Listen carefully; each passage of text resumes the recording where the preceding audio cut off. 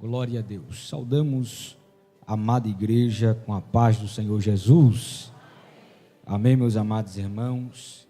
É uma alegria muito grande estarmos na presença do Senhor Jesus, adorando ao nosso Deus, que é digno de receber honra, louvor e adoração.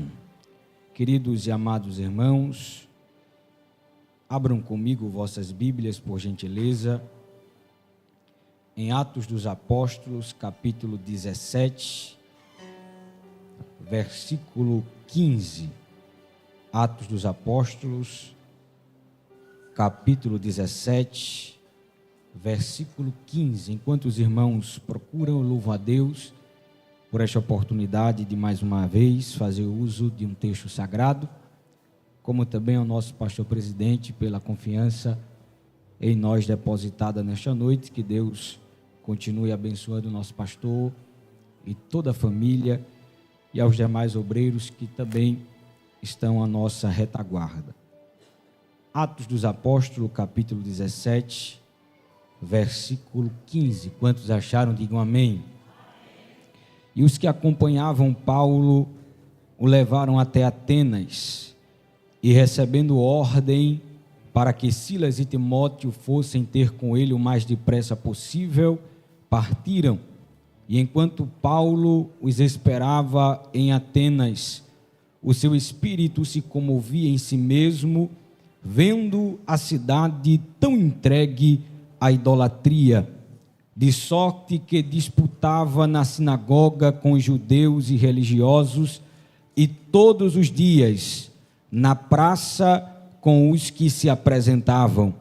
E alguns dos filósofos epicureus e estoicos contendiam com ele. Uns diziam: que quer dizer este paroleiro? E outros: parece que é pregador de deuses estranhos, porque lhes anunciava Jesus e a ressurreição. E tomando, o levaram ao Areópago, dizendo: poderemos nós saber que nova doutrina é essa de que falas? Pois coisas estranhas nos trazes aos ouvidos. Queremos, pois, saber o que vem a ser isso. Pois todos os atenienses e estrangeiros, residentes de nenhuma outra coisa, se ocupavam, senão de dizer e ouvir alguma novidade. E estando Paulo no meio do Areópago, disse: varões atenienses, em tudo vos vejo um tanto supersticiosos, porque passando eu e vendo os vossos santuários, achei também um altar em que estava escrito: ao Deus desconhecido. Esse, pois, que vós honrais não conhecendo, é o que eu vos anuncio. E você diz amém. Queridos e amados irmãos, deixe a sua Bíblia aberta. Quando olhamos o livro de Atos dos Apóstolos, no capítulo 17, logo no versículo 15, o apóstolo Paulo pediu que Timóteo e Silas fossem até Atenas o mais rápido possível. E enquanto o apóstolo Paulo aguardava Timóteo e Silas, ele se depara com uma cidade que tinha uma reputação muito grande, considerada o centro das artes, da literatura, da filosofia e do conhecimento, uma terra conhecida por ter grandes filósofos conhecidos no mundo todo até os dias atuais, como Sócrates, Platão, Aristóteles, Aristófanes e Fídias. No entanto, Atenas foi a primeira cidade-estado da Grécia e gabava-se da sua tradição filosófica, e qualquer pessoa que visitasse aquela cidade olharia com espanto para os seus monumentos, para os seus palácios, para os seus templos dedicados aos seus deuses. Mas como o apóstolo Paulo, um dos maiores pregadores do Novo Testamento, como o apóstolo Paulo, um dos homens que desbravou a Europa, como o apóstolo Paulo, um dos maiores escritores do Novo Testamento, e por que não dizer da Bíblia Sagrada, se comportou ou reagiu ao entrar na maior cidade intelectual do mundo naquela época. O apóstolo Paulo, mesmo pressionado por circunstâncias adversas, por onde ele passava, ele observava a cultura, o local, o povo, porque o apóstolo Paulo era um pregador atento, onde sempre buscava meios para levar a mensagem cristocêntrica. Eu vou repetir isso aqui: o apóstolo Paulo, ele sempre procurou meios para levar, para pregar uma mensagem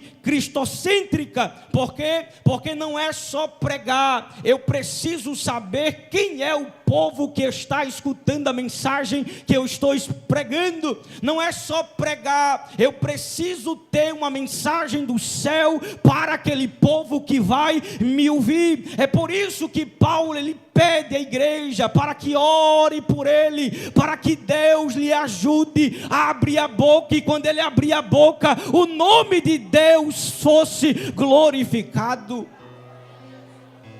Quando nós chegamos ali em Moçambique, me permita dizer isso aqui, chegamos em uma aldeia, não lembro agora o nome da aldeia que chegamos com o pastor Luiz César.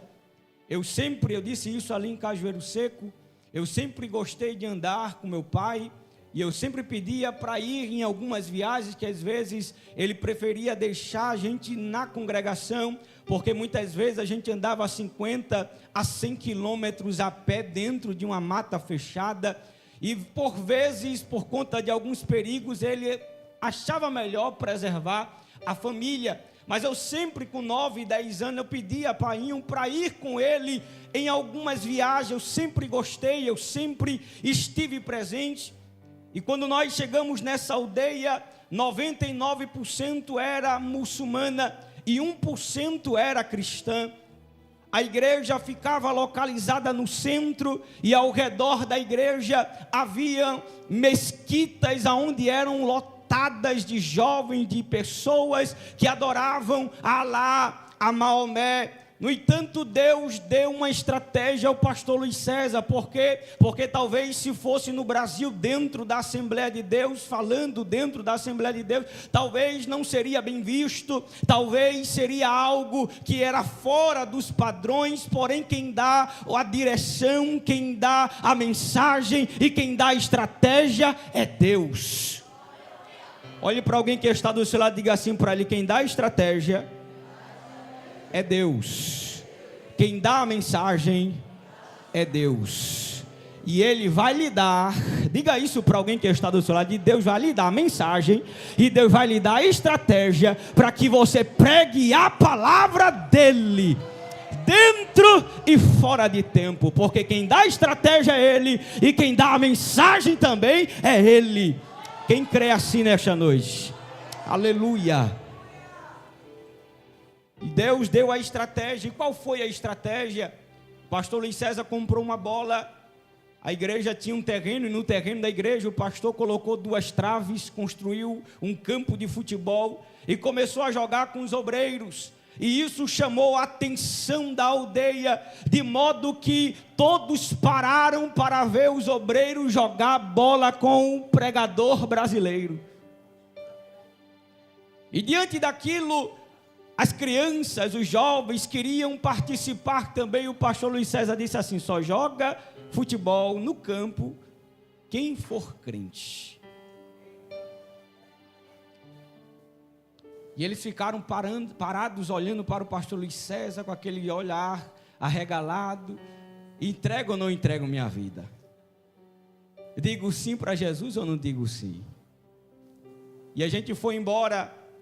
E o obreiro que ficou ali naquela congregação, semanas após, liga para o pastor Luiz César: pastor Luiz César, nós esvaziamos as mesquitas, porque os jovens todinho veio para a nossa congregação. Aí você talvez diga assim, mas meu presbítero Lucas César, eles só foram por conta do campo, sim. Eles só foram talvez por conta do futebol, talvez. Mas de 10 que entregaram a sua vida a Cristo, se pelo menos 2 permanecer na presença de Deus, o nome de Jesus já foi glorificado, sim ou não? Porque quem dá a estratégia é Deus. E quem dá a mensagem também é Deus. Mas em primeiro lugar, ainda no texto, o apóstolo Paulo não foi a Atenas como turista. Me permita dizer isso aqui. O apóstolo Paulo não chegou a Atenas como um turista. Porque tem muita gente, me permita meu pastor Francisco Testo dizer isso aqui. Tem muita gente que pensa que fazer missões é fazer turismo. Tem muita gente que pensa que fazer missões é apenas preparar a mala e ir para o outro lado no avião. Tem muita gente que pensa que fazer missões é fazer ação social em tal continente, em tal país. Mas missões é muito mais do que pegar um avião. Missões é muito mais do que fazer turismo. Missões é muito mais do que fazer ação social. É muito mais profundo do que isto. Eu conheço um casal que todo ano eles se programam, um casal que tem uma estabilidade muito boa financeira, e todo ano eles se intitulam de missionários, e todo ano eles vão para um continente, para um país, fazer ação social. Aí se intitula de missionário. E me permita dizer isso aqui: missionário de quê?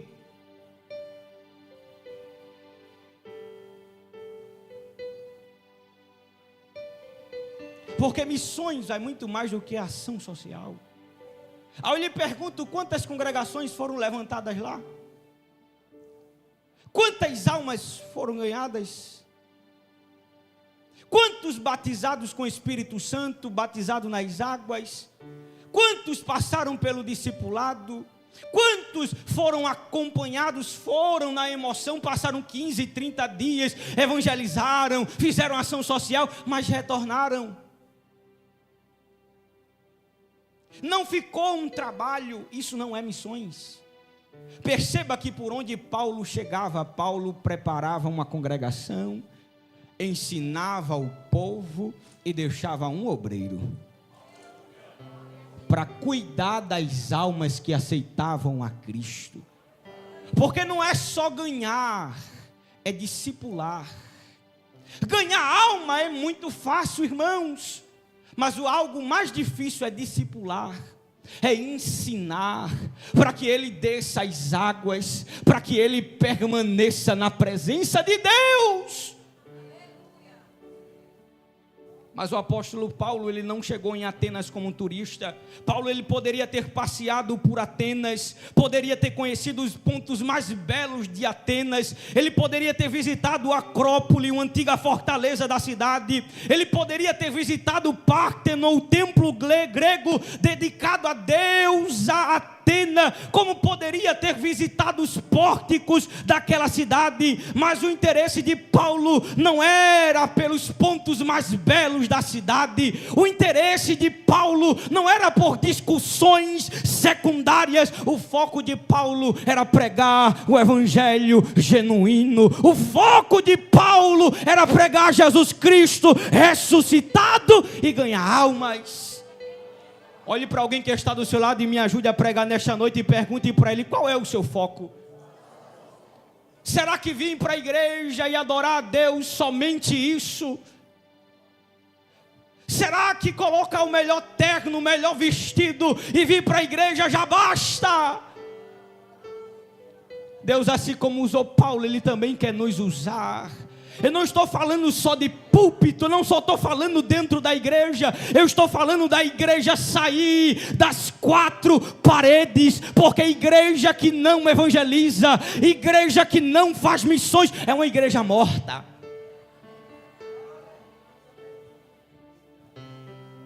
Que aparentemente demonstra que está viva, mas está ruínas aos poucos. Mas o foco de Paulo era pregar Jesus Cristo ressuscitado e ganhar almas.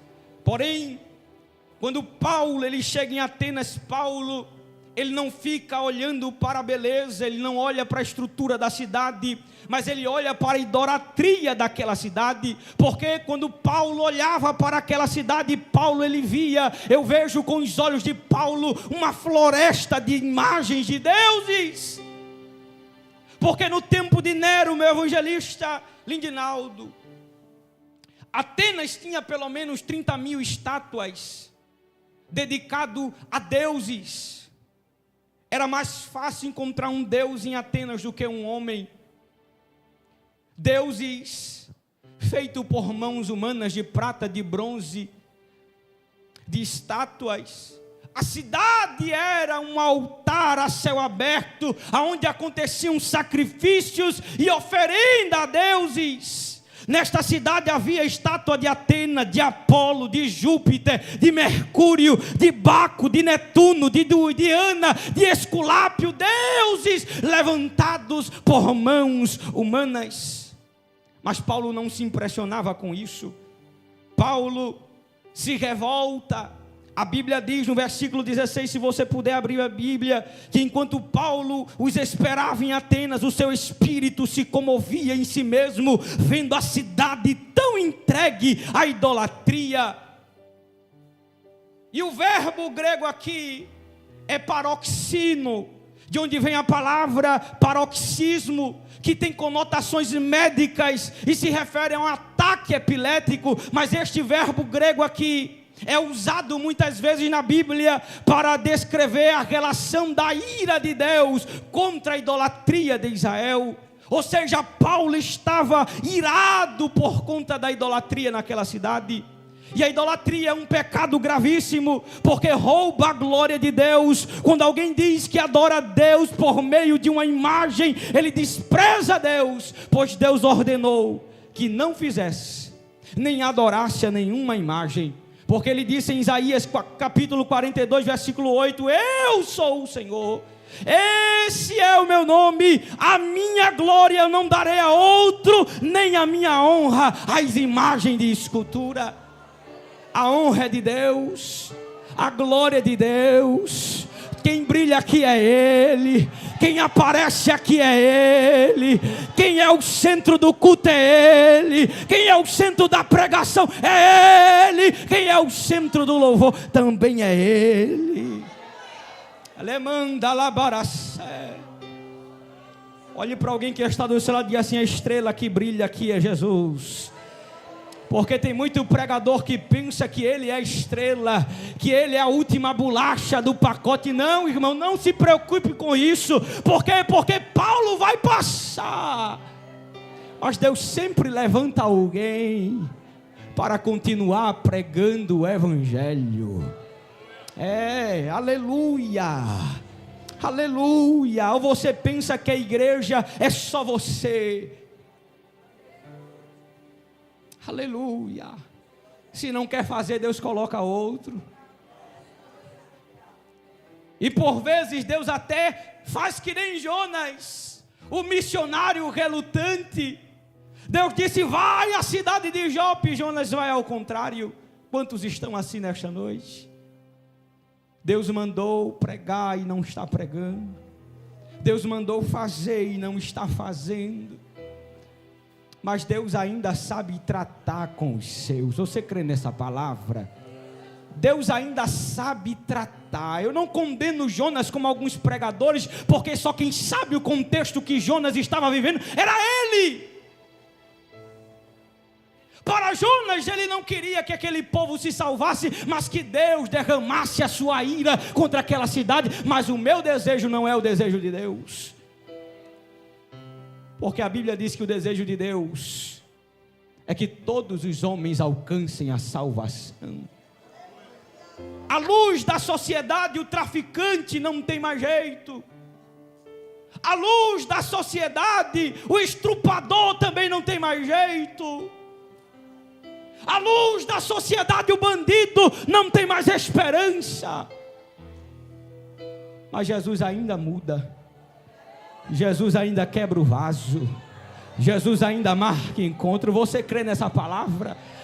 para a sociedade não vale mais para nada, mas Jesus ainda vai na lata do lixo e preserva, e dá uma nova vida, dá um banho de sangue. Porque o amor de Deus é diferente do nosso amor. O olhar de Deus é diferente do nosso olhar. O homem olha e diz, não vai servir mais para nada, e Jesus, eu ainda dou jeito. Alguém olha e diz, está condenado, fadado ao fracasso. Aí Jesus, é desse daí que eu gosto. Porque Paulo não servia para nada. Aí Jesus marca um encontro com Paulo a caminho de Damasco. Deus quebra o vaso. Deus diz, Paulo!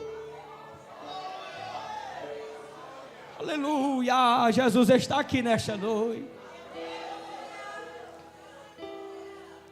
Se você olhar para você e dizer assim, o que Deus viu em mim? Porque se dependesse até de nós mesmos, meu pastor Francisco Técio, nós não estaríamos aqui. Não tínhamos graça, mas a graça de Deus nos alcançou. Diga isso para alguém que está do seu lado, a graça de Deus te alcançou. É por isso que você está aqui hoje. Se eu fosse você, já estava com as duas mãos levantadas e dizendo, Jesus, obrigado, obrigado, obrigado por me salvar, por escrever meu nome no livro da vida, por me dar um banho de sangue. Ele manda labaracé. Você pode glorificar esse Deus maravilhoso, porque Ele nos resgatou. E correndo, o apóstolo Paulo, ele aproveitou a oportunidade na cidade de Atenas para pregar uma mensagem cristocêntrica, porque não basta apontar os problemas que afligem a sociedade, é preciso apontar uma solução divina, porque Deus não nos chamou para estar procurando problemas, Deus nos chamou como solução para os problemas. Paulo, ele não ficou condenando, não, mas Paulo pegou um gancho para ver um altar ao Deus desconhecido, porque os gregos tinham altares a todos os deuses, e com medo de que algum Deus fosse esquecido, ergueram também um altar ao Deus desconhecido. A partir desse gancho, Paulo anuncia o Deus verdadeiro que eles não conheciam. Paulo aproveita a oportunidade para pregar o Evangelho. E pregando em Atenas, Paulo fala para 3 grupos, para os judeus, para os gregos locais e para os filósofos. No versículo 17, a Bíblia diz que Paulo discursava nas sinagogas. Todos os sábados, Paulo pregava entre os judeus na sinagoga. Ainda no versículo 17 a Bíblia também diz que Paulo não só pregava nas sinagogas, Paulo também pregava na praça. Todos os dias Paulo pregava no centro da praça, onde o povo se reunia. E em terceiro lugar, ainda no versículo 19, a Bíblia diz que Paulo não ficou preso apenas ao templo, Paulo não ficou preso apenas às praças. Paulo, ele foi para o Areópago e pregou para os epicureus e estoicos, aonde eles debateram acerca do Deus Criador dos céus e da terra. Paulo não era um pregador limitado à sinagoga, ou seja, templo. Paulo não era um pregador limitado às praças públicas, ou seja, às ruas. Mas Paulo foi até os maiores filósofos para falar de Jesus. Paulo não ficava preso em uma catedral proclamando teses teológicas, porque Paulo não era um pastor, nem um missionário e teólogo de gabinete, nem de internet. Paulo não ficava preso em uma catedral ou na internet como nos dias atuais. Mas Paulo pregava no templo, Paulo pregava na rua, Paulo pregava no cárcere, e Paulo pregava em lugares de grande relevância. Diga para alguém que está do seu lado: Deus precisa de pessoas para pregar em todos os ambientes. Deus, Ele quer te usar na igreja, mas quer te usar também dentro de casa. Deus, Ele quer te usar dentro da igreja, mas Ele quer também te usar na praça. Deus, Ele quer te usar na igreja, mas Ele quer te usar no ambiente de trabalho. Deus, Ele quer te usar na igreja, mas também quer te usar lá na tua faculdade, porque Ele quer te usar. Ele quer te usar. Ele quer te usar. Será que Deus, Ele pode contar com você? Será que Deus, Ele pode contar com você, para assim como Paulo pregar um Jesus Cristo ressurreto?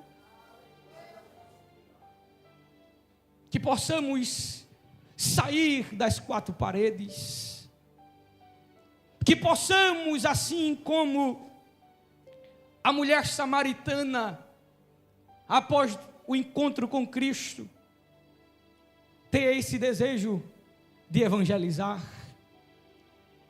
Porque muita gente, me permita, meu pastor, só sai a campo se colocar ele na frente da liderança da campanha. Nunca saiu a campo, mas coloca ele na frente da campanha que ele vem. No dia que a gente tira, ele deixa de vir. Que amor é esse pelas almas?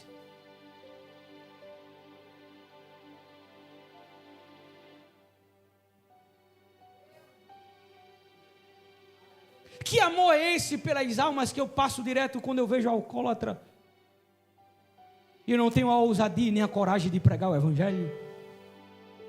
Que amor é esse que a gente proclama, que a gente despreza quem está lá fora?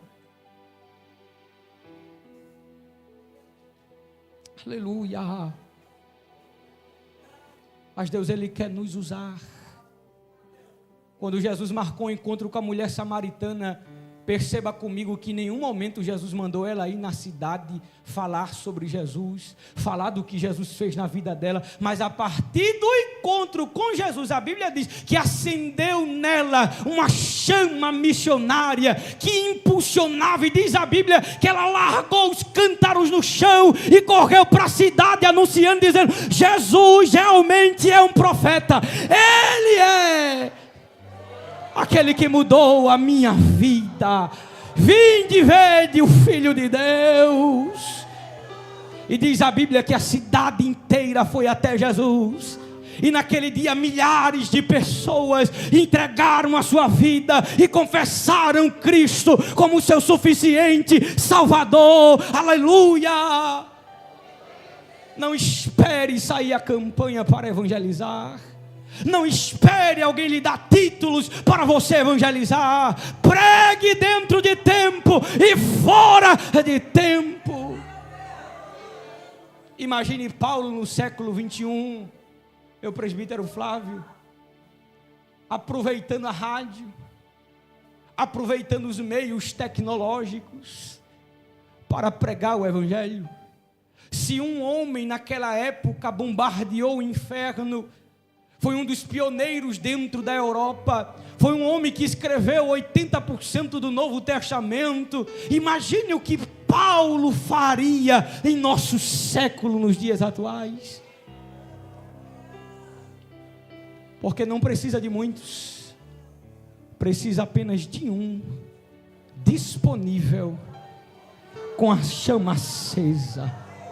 Será que a chama está acesa no teu coração? Será que a chama da obra está acesa nesta noite? Será que a obra missionária, Jesus, Ele pode te enviar? Meu pastor Francisco Técio, Deus está dizendo, Deus vai alargar as tendas.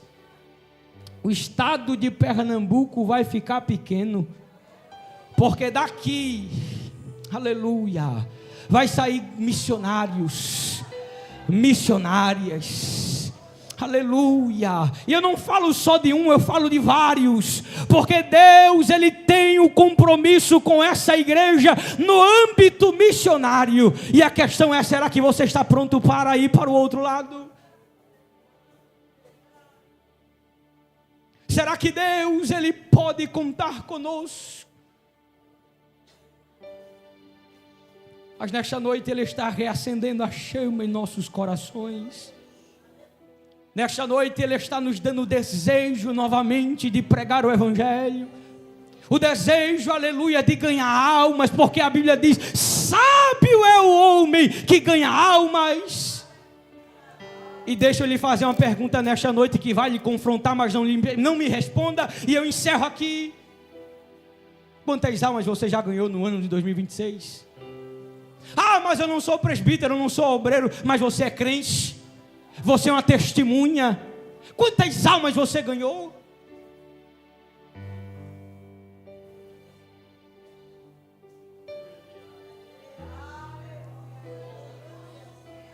Mas nesta noite Deus está lhe impulsionando a evangelizar, a sair das quatro paredes, a pregar o verdadeiro evangelho, um evangelho que salva, liberta e leva para o céu, um evangelho que é mudança de vida, um evangelho, aleluia, que pega o homem, aleluia, sujo e limpa ele por dentro e por fora. Isso é o verdadeiro evangelho.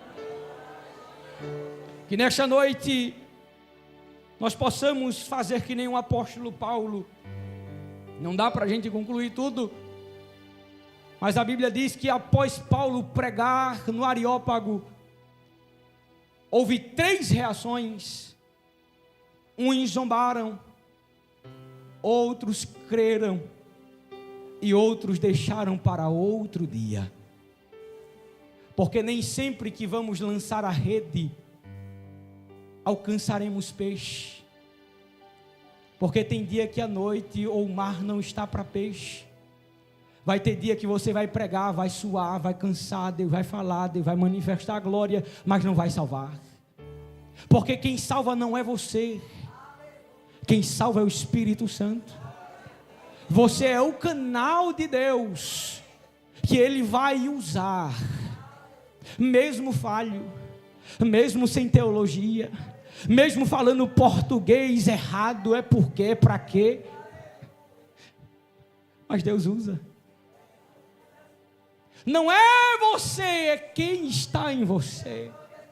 Uns zombaram, chamaram Paulo de tagarela, chamaram Paulo de papagaio ambulante, que apenas repetia doutrinas heréticas. Quantas vezes a gente vai sair, muitos não vão nos atender, vão bater a porta em nossa cara, vão rasgar a literatura, vão zombar da nossa fé. Isto é a obra de Deus, porque ser crente engomadio no banco é muito bom, mas é lá fora que a gente vê realmente a sede e a investida do diabo na vida daqueles que estão no mundão. Mas enquanto uns vão zombar, a Bíblia também diz que outros crerão. Se alguém não crê, continue pregando.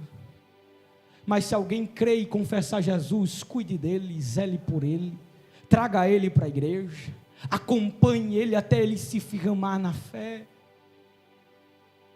Porém, existirão outros, e eu encerro aqui, que deixarão para outro dia,